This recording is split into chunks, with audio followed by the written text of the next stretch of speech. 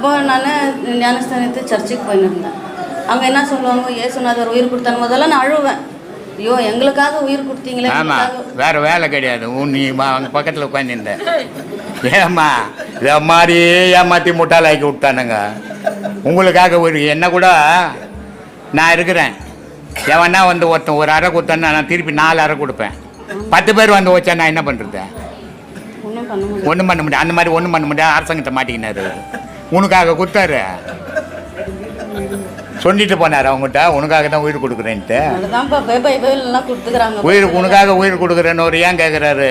பிதா அல்ல இறைவா ஏன் என்னை கை விட்டுருந்தியான்னு சொன்னார்.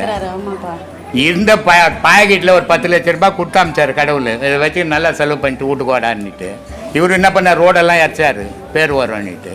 கட்சியில் இவர் செலவுக்கு துட்டு இல்லாத போயிடுச்சாங்க. அதுதான் அவருடைய சக்தி இழந்ததுக்கு காரணம்.